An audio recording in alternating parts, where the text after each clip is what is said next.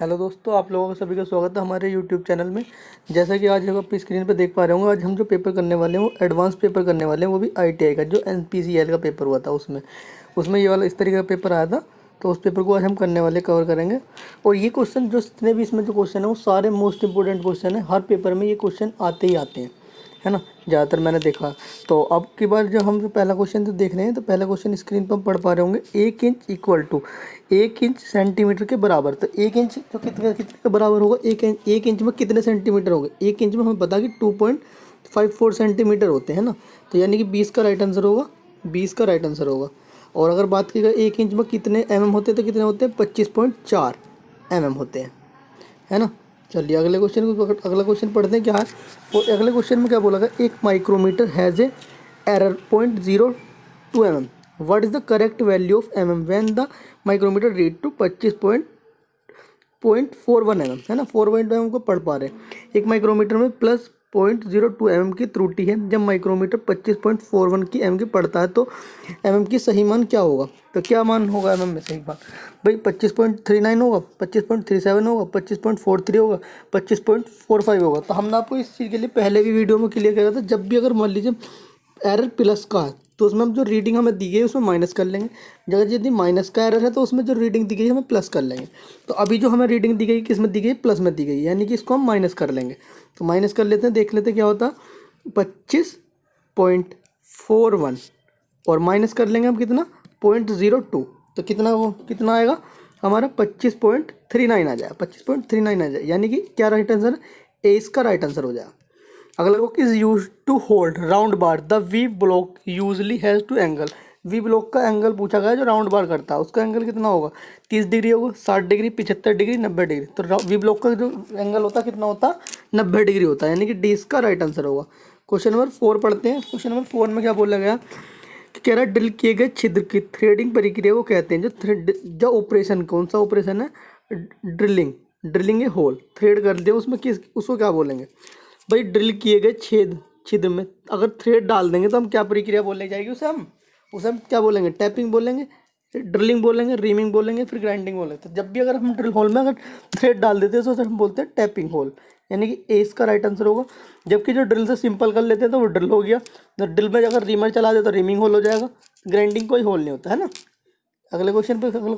अगला क्वेश्चन क्या है, क्वेश्चन नंबर 5 में बोला गया है ग्राइंडिंग के समय का उपयोग करना चाहिए। किसका उपयोग करेंगे आप ग्राइंडिंग के समय, तो देख लीजिए क्या क्या, डार्क शीशे की स्क्रीन का प्रयोग करेंगे, या फिर सेफ्टी चश्मे का प्रयोग करेंगे, या फिर हेलमेट का प्रयोग करेंगे, या फिर धूप वाले चश्मे का प्रयोग करेंगे।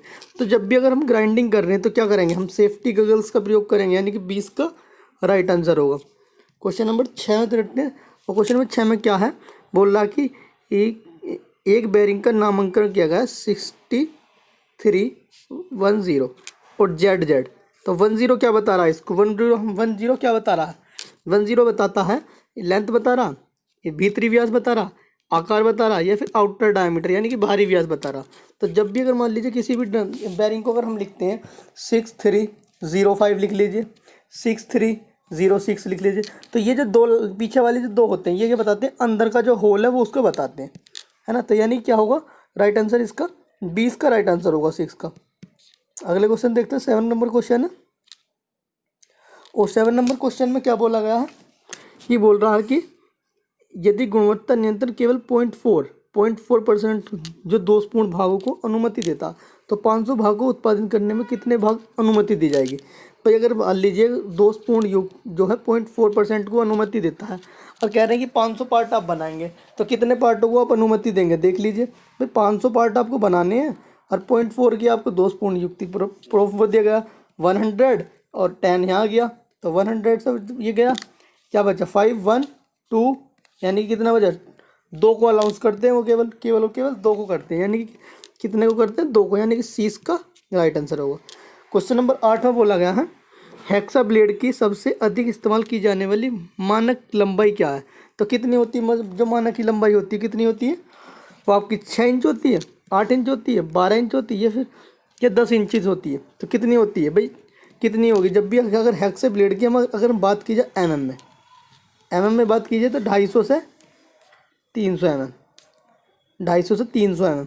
और बात की गई अभी इंचज़ में, तो इंचज़ में कितनी होगी, 12 इंच होगी, है ना। डी इसका राइट आंसर होगा।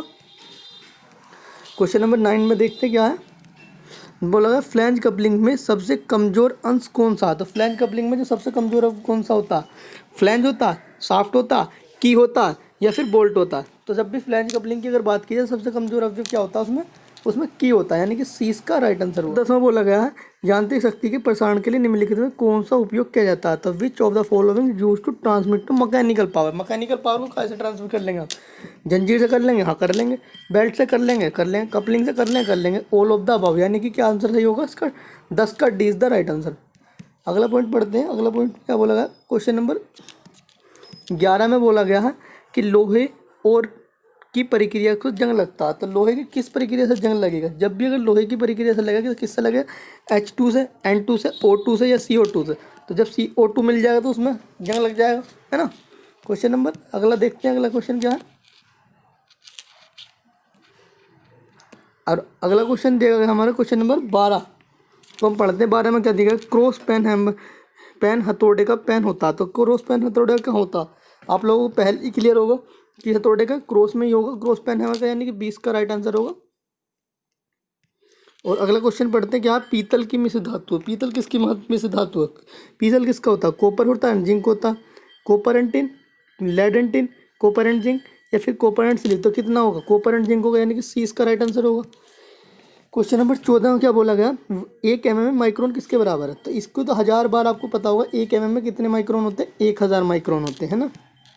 तो क्या होगा, 1000 माइक्रोन, यानी कि ए इसका राइट आंसर होगा।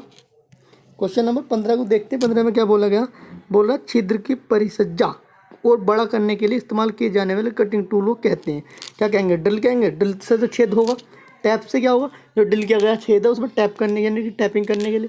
जबकि डाई क्या एक्सटर्नल थ्रेड बनाएगी, जबकि जो छिद्र किया गया उससे और थोड़ा सा बड़ा करने के लिए किसका प्रयोग करें, रीमर का, यानी कि 15 का सी इज द राइट आंसर होगा। क्वेश्चन नंबर 16 में देखते हैं क्या है, वो धातु को तार जैसे बनाने की क्षमता को इसकी। तो मोस्ट इंपॉर्टेंट क्वेश्चन है, हर जगह मिलता ही मिलता है ये वाला क्वेश्चन, डक्टिलिटी, ब्रिटलनेस, मेलेबिलिटी या हार्डनेस। तो तार बनाने की योग्यता होती है वो डक्टिलिटी में, अगर मेलेबिलिटी की बात करें तो सीट के लिए होता है ना। क्वेश्चन नंबर अगले पे देखते हैं। अगला क्वेश्चन नंबर क्या, 17 नंबर है, कह रहा कि जो कोण 90 से कम होता है उसे कहते हैं। तो उसे क्या कहते हैं, अधिक कोण, न्यून कोण, समकोण। भाई हमें सीधा सीधा पता चल रहा है, जो 90 से कम होता है उसे क्या कहेंगे, न्यून कोण कहेंगे, यानी कि 20 का राइट आंसर होगा। अगला क्वेश्चन देखते हैं। अगला क्वेश्चन क्या बोला गया, 18 नंबर में बोला गया, निम्नलिखित में से कौन सी इकाई कोण मापने की सबसे उच्चतम इकाई है, which none the following unit of large unit of measure. Large की बात की है ना, तो लार्ज में क्या होगा, रेडियन होगा, सेकंड होगा, मिनट होगा या डिग्री होगा। तो भाई जब भी अगर लार्ज की बात की जाए तो क्या होगा, रेडियन। अगर जो इसी में अगर वो लार्ज की जगह स्मॉल कर देता, स्मॉल की पूछता तो स्मॉल में क्या होता। 20 में क्या है, निम्नलिखित में से कौन सा मुख्य रूप से हटाने वाला संयुक्त का प्रकार है, विच of the following is permanently remove type of joint. Permanently क्या होता है ना, परमानेंटली में क्या होगा, 20 देखो क्या होगा भाई, welding joint, riveting joint, brazing joint या फिर बोल्ट जॉइंट। भाई कौन सा अगर ऐसा है जो रूट में हटाने के लिए संयुक्त है, यानी कि प्राइमरीली हो गया है ना, तो इसलिए क्या होगा, bolt joint is the right answer होगा, यानी कि 20 का D is the right answer. और क्वेश्चन नंबर 21 में पढ़ते हैं, निम्नलिखित में से किस पदार्थ को ग्राइंडिंग व्हील बनाने के लिए उपयोग किया जाता है। तो किसका प्रयोग किया जाता है, इसके लिए तो मैंने पहले क्लियर कर रखा आपको, सिलिकॉन कार्बाइड और एल्युमिनियम ऑक्साइड है, दो तरीके के होते हैं। क्वेश्चन नंबर 22 में देखते हैं, टीले धूल प्रकार के अपघर्षण में सूक्ष्म ग्राइंडिंग प्रक्रिया को कहते हैं। तो क्या कहेंगे उस प्रक्रिया को, हम क्या कहते हैं, होनिंग कहते हैं, पॉलिशिंग कहते हैं, लैपिंग कहते हैं या फिर बफिंग कहते हैं। तो बफिंग कहते हैं उसे। क्वेश्चन नंबर 23 में देखते हैं क्या बोल रहा, सामान्यतः उद्देश्य के लिए इस्तेमाल किए जाने वाले ट्विस्ट ड्रिल का बिंदु कोण कितना होता है। ट्विस्ट ड्रिल का बिंदु कोण कितना, 118 डिग्री होता। आज के लिए इतना ही। हमारी वीडियो आगे देखने के लिए लाइक करें, सब्सक्राइब करें और शेयर करें, है ना। Thank you.